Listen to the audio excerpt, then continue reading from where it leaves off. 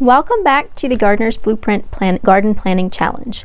The past 2 days we have been reflecting on last year's garden, both the layout and your harvest, and day 3 is our final day of reflection, and we'll be thinking back on the problems you had in your garden so that you can make a plan so that they don't happen again. So the first, think back over last year's garden and write down which crops had the most problems and what those problems were. Was it a pest like squash bugs or cucumber beetles, or a disease like powdery mildew? Did something that normally grows well do poorly this past year? Once you have written this overview down, think specifically about pests. What pests caused problems this year? Is it something that you always fight, or was it something new? For example, this past year, the cucumber beetles were horrible in my garden. I mean, normally we have them and they're bothersome and they bring disease, but they never really bother the plants that much. This year, almost as soon as we planted out our squash and cucumbers, the beetles were there. And when I looked closer at those struggling seedlings outside, I found the soil around the plants just crawling with beetles. Tons of them just pouring out of the soil, and I had never had that issue before, ever. So write down all of the pests you had problems with so this past year, so that you can work on a plan on how to fight them next year.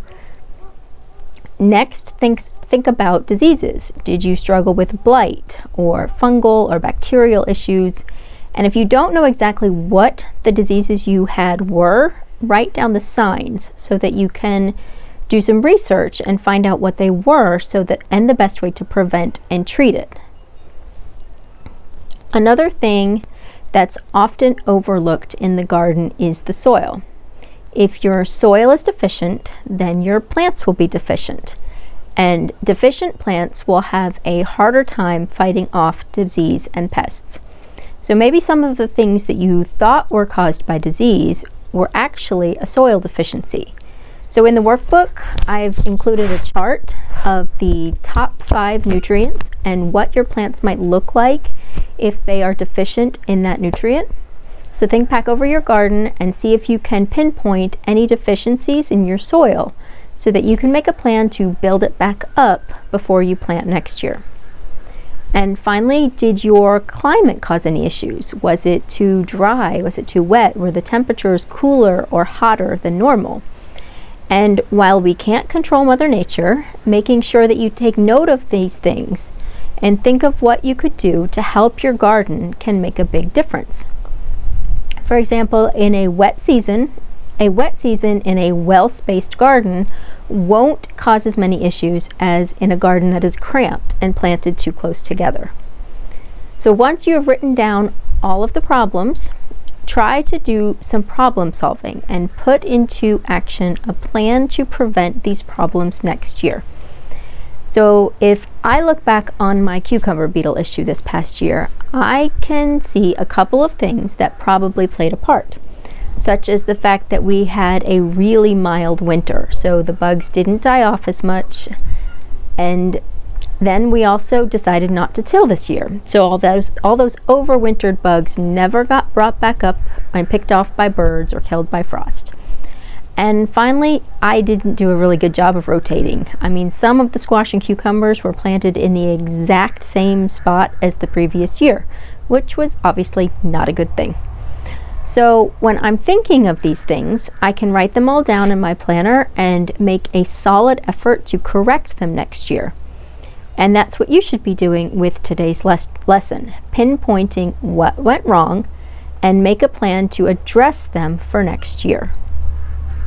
So in the workbook, you will also find a place to profile both diseases and pests that affected your garden, and you get a checklist to get you started on making that plan to solve those issues before next season.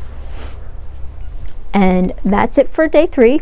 Over the last 3 days, we've really spent some time digging deep and looking at your previous garden and using what you find to help you make your next garden even better. And while it may seem like just starting from scratch each year is better, taking the time to really look at what went wrong and right in the past is the best way to make your next garden the best that it can be. So I'll include links to some of my articles on this page to help you make a plan for dealing with some common garden diseases and pests. So check those out if you aren't sure how to deal with them. And then drop a comment below letting me know your biggest problem last year. Was it blight, squash bugs, drought? Just comment below and let us know. Feel free to ask questions or post things that you've learned over the years to combat some of these problems.